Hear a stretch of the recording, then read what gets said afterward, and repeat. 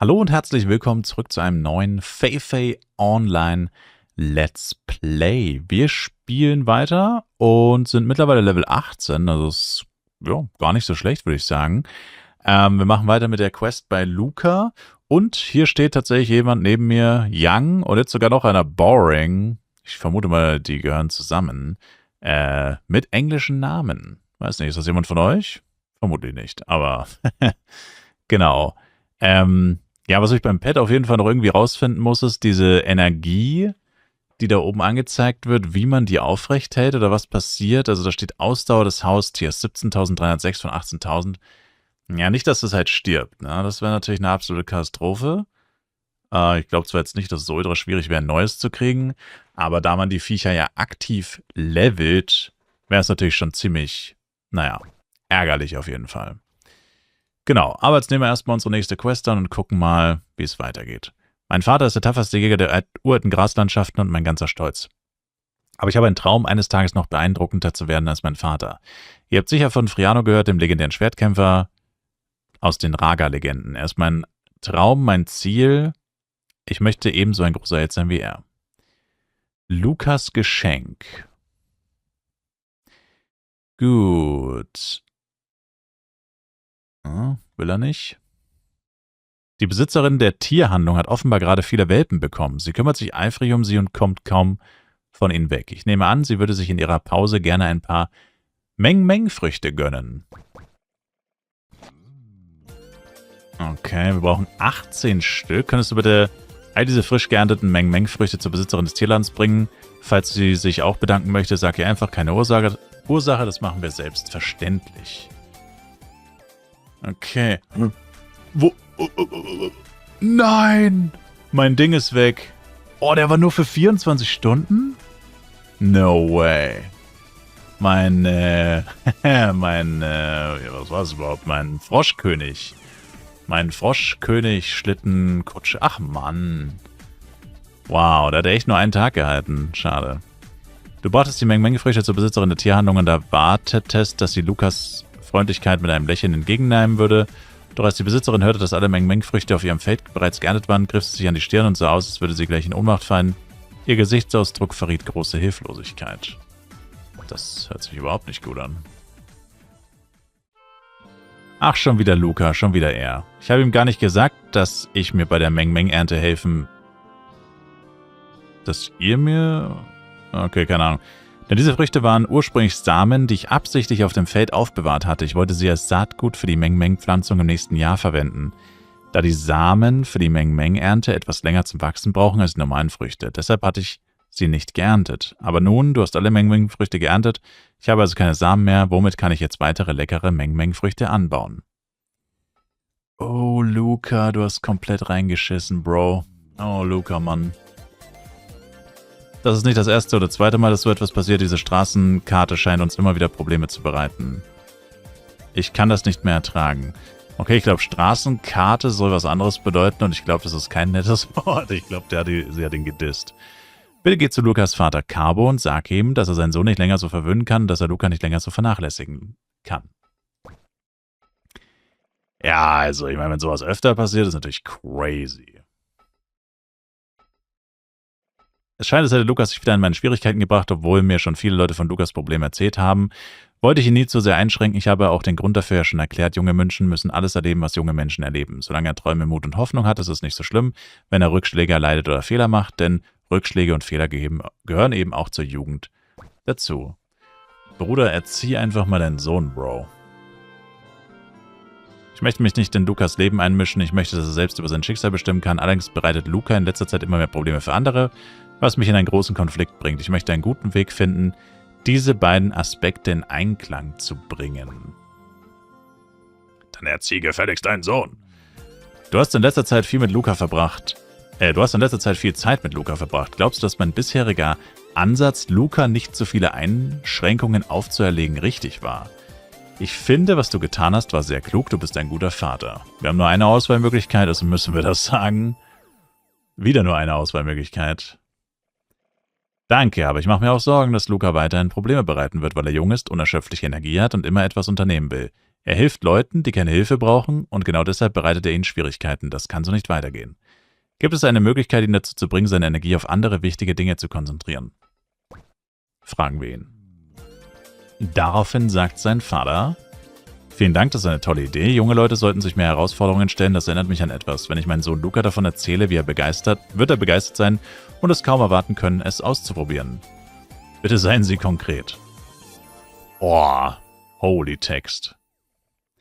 Kennst du die Legende der Schneeelfe? Einst war sie in den Graslandschaften weit verbreitet. Die Schneeelfe ist eine hochrangige Elfe. Manche sagen, sie lebe im Land des schmelzenden Schnees, andere, sie erscheine im Purpur-Ahorn-Schneefeld. Ob sie wirklich existiert oder wo sie sich aufhält, weiß niemand genau. Im Purpur-Ahorn-Schneefeld wird die Schneeelfe von den Bewohnern verehrt, denn die Legende besagt, dass ihr Segen Glück und Wohlergehen bringt und Kindern hilft, gesund aufzuwachsen und Mut zu erlangen. Als meine Generation jung war, war die Legende vom Schneegeist besonders populär. Viele Jugendliche begaben sich auf Abenteuer, um den Schneegeist zu finden, denn es hieß, wer den Segen des Schneegeistes empfing und Mut erlangte, würde zum stärksten Krieger Rigas werden. Und welcher Jugendliche wollte nicht sein Leben lang ein Held sein? Level up. Hart erarbeitet, würde ich sagen. Nicht nur Level up, zähle ich das rein, Alter. Wir sind schon wieder bei... Achso, die Prozente werden gar nicht angezeigt, ne? Aber es müssten so 25% sein, ja. Ziemlich... Achso, nee, sogar mehr. Egal. Als ich jung war, machte ich mich auch allein mit einem Rucksack auf die Suche nach der Schneefee. Ich träumte davon, ein Held zu werden, aber das ist Vergangenheit. Am Ende kehrte ich, wie alle anderen, die sich auf die Suche nach der Schneefee machten, mit leeren Händen zurück. Vielleicht ist die Schneefee ja nur eine Legende, doch diese Reise, auf der ich meinen Traum verfolge, wird mir für immer in Erinnerung bleiben und ich bereue nichts. Jeder hat eine Phase jugendlicher Unbekümmertheit und selbst wenn man Jahre später erkennt, dass es ein Fehler war, lässt er sich nicht ungeschehen machen. Mein Sohn ist genau wie ich in jungen Jahren. Er träumt davon, ein Held zu werden, und ich denke, die Legende der Schneeelfen ist genau das Richtige für ihn. Junge, hat der uns eine Kante ans Bein gequatscht. Bitte erzähl meinem Sohn Luca die Legende der Schneeelfen und teile ihm auch die Hinweise mit, die ich zu ihrem Auffinden kenne. Ich glaube, die Schneeelfen halten sich eher im Schneeschmelzreich auf. Ich hoffe, er begibt sich auf ein Abenteuer um das Schneeschmelzreich, um die Schneeelfen zu finden. Vielleicht gibt es den Schneeelfen gar nicht, aber ich hoffe, er bekommt eine echte Chance, seine Träume zu verwirklichen und dass er anderen nicht länger durch übermäßige Hilfe Probleme bereiten muss. Also, ich bin ehrlich, ich hätte jetzt einfach vorgeschlagen, wir gehen in einen Dungeon. Ich will jetzt endlich mal einen Dungeon von innen sehen. Mich würde einfach mal interessieren, wie groß die so sind, wie die aufgebaut sind und so weiter. Kann ja eigentlich auch nicht mehr so lange dauern, wir sind ja schon fast Level 20, ne? Das muss eigentlich so langsam mal losgehen hier. Großartig, warum hat Papa mir das nicht schon früher gesagt? Wenn ich also die Schneefee finde und ihren Segen erhalte, kann ich der stärkste Krieger in Riga werden. Dann ist der Traum, so ein mächtiger Schwertkämpfer wie Feliano zu werden, nicht mehr nur ein Traum. Übrigens, was ich auch geil finde bei der XP-Leiste, die ist erst grün, dann erst gelb, dann grün, dann blau und dann wird sie lila und ich glaube dann rot. Also auch richtig geil, dass die XP-Leiste so farbliche Akzente gesetzt hat. Da Papa gesagt hat, dass die Schneeelfen vielleicht im Schnee... Okay, sie sagen manchmal Elfen, manchmal Feen. Dass die Schneeelfen vielleicht im Schneeschmelzreich leben, ist unser erstes Ziel, den Eingang zum Schneeschmelzreich zu finden. Hat Papa auch erwähnt, wie man das Schneeschmelzreich findet, vor der Zungenbrecher. Er weiß es auch nicht, aber Papa meinte, dass es kleine Blumenschwanzskorpionen und der Schneeelf irgendwie miteinander verbunden sind. Was für eine Verbindung? Bitte erzähl mir alle Hinweise, die Papa dir gegeben hat. Daddy? Mein Vater erzählte, dass die Schneeelfe der Legende nach mit ihrer mächtigen Magie dem kleinen Blumenschwanzskorpion einen wunderschönen, blumenbewachsenen Schwanz verliehen hat. Das bedeutet, dass der kleine Blumenschwanzskorpion die Schneeelfe gesehen haben muss, vielleicht im Schneeschmelzreich. Vielleicht wissen sie sogar, wo der Eingang zum Schneeschmelzreich ist. Nun bleibt uns wohl nichts anderes übrig, als die kleinen Blumenschwanzskorpione um Informationen zu bitten. Allerdings sind sie die einzigen, die ihr Revier im Grasland kontrollieren können. Sollten sie sich nicht benehmen, müssen wir ihnen eine Lektion erteilen und sehen, ob wir dadurch nützliche Hinweise erhalten. PS, bei dieser Quest erhält man durch das Töten des kleinen Blumenschwanzskorpions Fragmente des Skorpion-Totems. Sobald man genug gesammelt hat, kann man sie per Rechtsklick zu einem vollständigen Skorpion-Totem zusammenfügen. Was zum Geier ist denn ein Skorpion-Totem? Was soll denn das sein? Ach, die Blumenschwanzskorpione sind die Roaches. Okay. Ja, dann schauen wir mal, würde ich sagen. Waren die schon immer so laut? Die machen übelst die lauten Geräusche. Also sie haben uns ja schon gesagt, was wir machen müssen. Und zwar müssen wir sie töten, ne? Genau. Jetzt müssten wir so ein...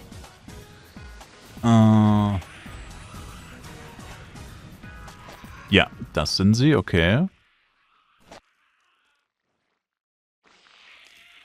Okay, wir haben noch nicht genug. Achso, da steht ja 4-mal brauchen wir es.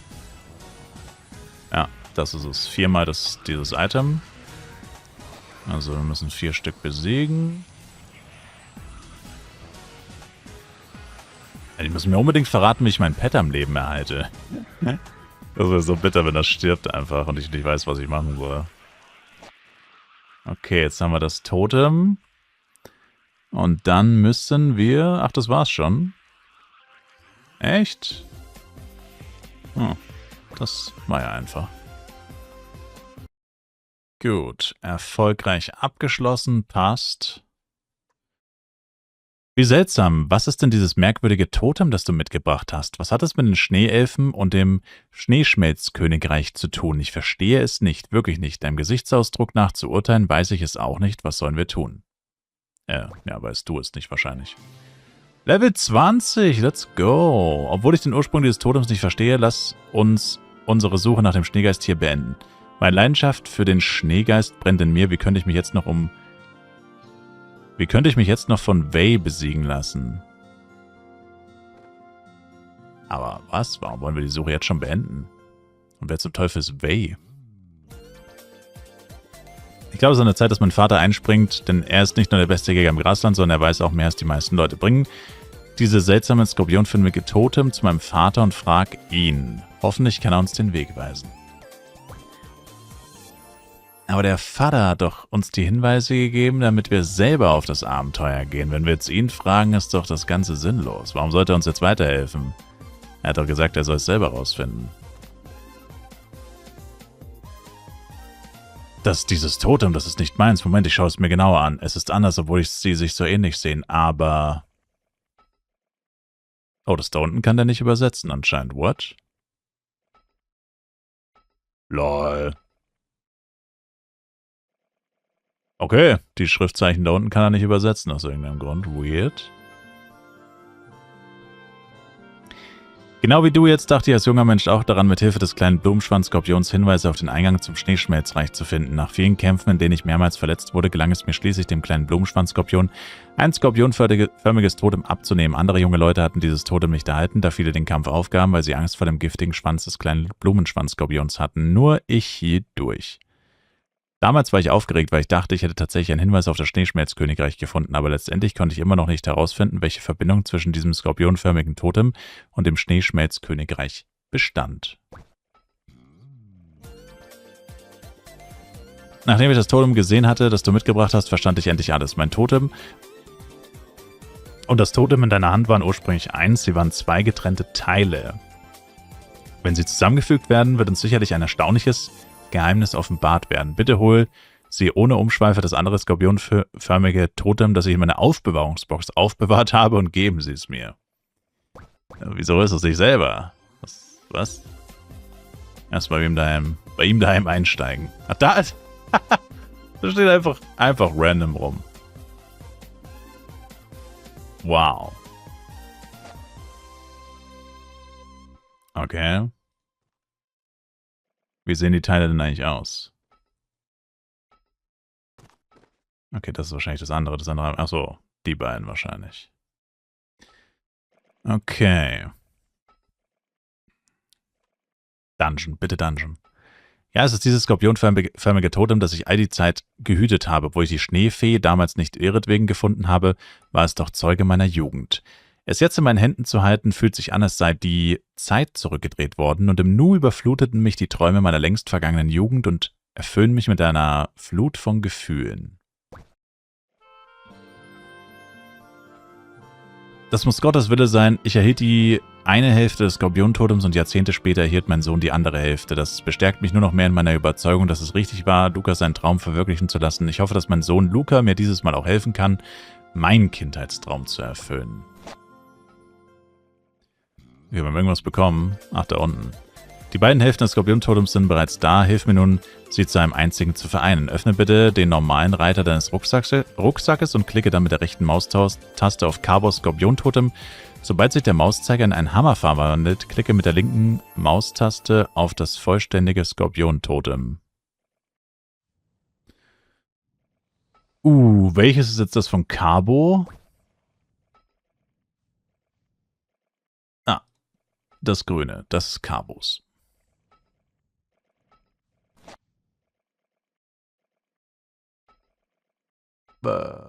Es ist so klein, dass ich es nicht richtig erkennen kann. Ich weiß nur, dass es ein Scroll-Symbol ist und, er hat einen neuen Text. Die beiden, nee, also doch kein neuer Text, aber doch, er hat einen neuen Text. Ja, jetzt hat er einen neuen Text.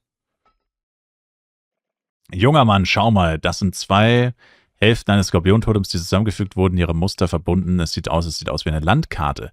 Das ist das Geheimnis des skorpionförmigen Totems. Es ist eine Karte.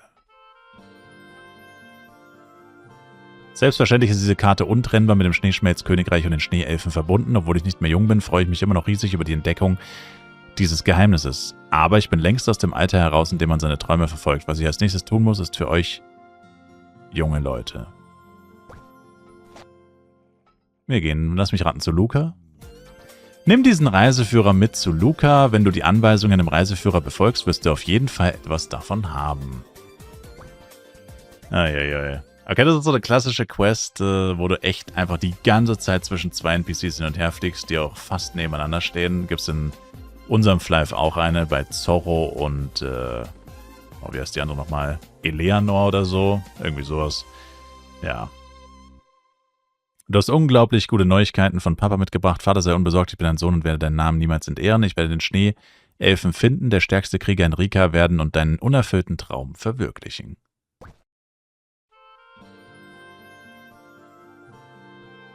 Ich schaue mir diese Karte mal genauer an. Die hier gezeigte Karte, genau, das ist die Taigu-Grassteppe. Aber seht euch diesen Ort auf der Karte an. Ich glaube, ich habe noch nie davon gehört oder war schon mal dort. Vielleicht ist es das Schneeschmelzgebiet. Neben der Karte selbst gibt es noch etwas anderes an dieser Übersichtskarte, das Rätsel aufgibt. Was bedeuten all diese verschiedenfarbigen Formen? Nun gut, lassen wir das erstmal beiseite. Folgen Sie bitte der Karte, klicke mit der rechten Maustaste darauf, um sie zu öffnen, und suchen Sie die markierten Orte. Vielleicht verstehen Sie dann, was es mit diesen verwirrenden Abschnitten auf sich hat. Blinkwing?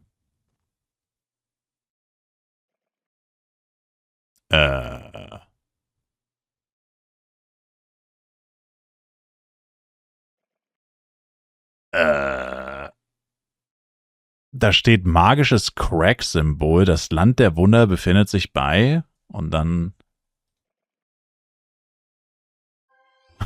Magisches Crack-Symbol. Wahrscheinlich ist Crack in dem Sinne wahrscheinlich eher Circle. Also Kreis, weil es sind ja 3 Kreise. Magisches Crack-Symbol. Vielleicht kommt daher der Crack-Shooter. Oh, da tötet jemand diese Schneegeister. Oh, tatsächlich. Ah, okay. Oh mein Gott, ich werde angegriffen, oder? Was ist es? Gelb? Oh nein, was war es? Gelb, Pink und Grün? Oh nein, es war Gelb auf jeden Fall zuerst. Oh mein Gott, what is happening? No! Lassen Sie mich in die Ruhe. Kann ich aufs Board gehen? Jo, chill, Alter. Chill. Jemand anderes hat auch das Problem. Jemand anderes wird ja auch verfolgt. Chill. Ich wusste nicht, dass ich über die Reihenfolge merken muss. Oh, ich kann nicht aufs Board gehen. Jetzt lasst es mir halt mal aussehen, Mensch. Jetzt kann ich wahrscheinlich. Herrschaftszeiten. Also, es war blau, gelb, pink. Aber was soll ich da machen? Weil die Viecher greifen mich ja an. Wie soll ich das aktivieren? Blau, gelb, pink. Also ich vermute, man muss die anklicken, aber wie soll das gehen? Du wirst ja unterbrochen. Oh, ich hab's geschafft. Oder auch nicht. Aber da kann man die einfach ignorieren. Gelb.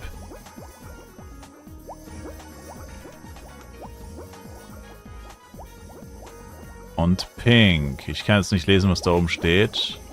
Ich mache jetzt erstmal, aber es scheint mir fast, als wird der Typ es auch nicht hinbekommen. Doch? Irgendwas, ich habe irgendwas ins Inventar bekommen. Mein Pet redet mit mir. Also die Quest haben wir auf jeden Fall abgeschlossen. Also ich habe es auf jeden Fall geschafft. Okay. Sehr merkwürdig. Okay, Luca steht eh direkt hier. Hey, ich dachte, wir sind viel weiter geflogen. Das war überhaupt nicht weit. Okay. Puh. Ja, Mann, bin ich gut. Du hast nur ein Haustierei mitgebracht. Der auf der Karte markierte Ort ist also nicht der Eingang zum Schneeschmelzkönigreich. Aber das macht nichts, wenn das Schneeschmelzkönigreich so leicht zu finden wäre, wäre es langweilig?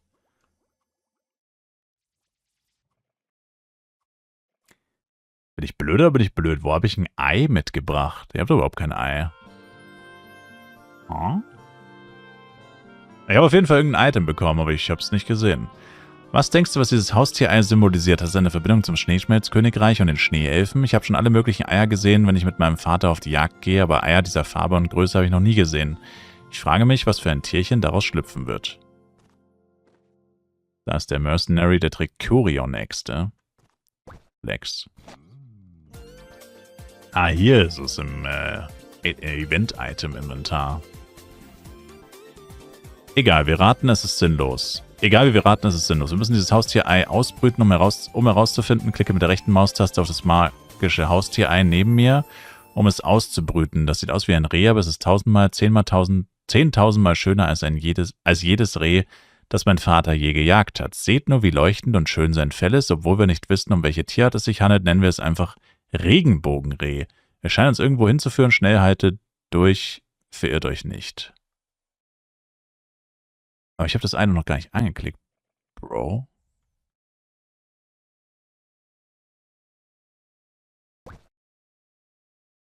Hm. Was steht da? Was willst du von mir?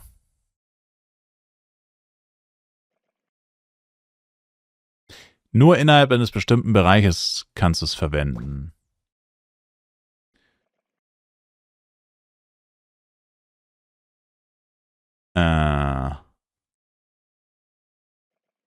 Okay, dann müssen wir hier nochmal gucken.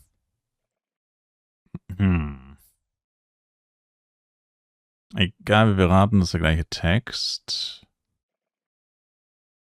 Okay. Hä? Ach, jetzt geht's, weil ich 2 Meter nach rechts gelaufen bin. Ach so. Junge, das Vieh sieht aus wie von My Little Pony. Was zum Geier? Das sieht einfach aus, als wäre es von frigging My Little Pony. Nicht, dass ich das jemals geguckt hätte, das müsst ihr mir glauben. Aber ja, doch, so stelle ich mir das vor. Crazy. Also mein Pet verliert auf jeden Fall konstant an Ausdauer. Das gefällt mir gar nicht. Ich meine, gut, 18.000 scheint recht viel zu sein. Es könnte sein, dass das 18.000 Sekunden sind. Oder? Irgendwie nicht. Was wären 18.000 Sekunden? Das wären etwas über 3 Stunden, oder? Naja. Naja, doch, könnte echt sein. Könnte schon sein, dass es 3 Stunden sind. Ist ja auch gar nicht so viel eigentlich. Das müssen die mir auf jeden Fall noch verraten, wie zum Teufel ich das Pet am Leben erhalte. Hier stehen auch ganz viele Effekte dabei, die könnte ich mir auch mal durchgucken. Aber folgen wir erstmal diesem Vieh hier. Wohin auch immer uns das bringt. Kann ich dem eigentlich auch irgendwie Auto folgen? Naja.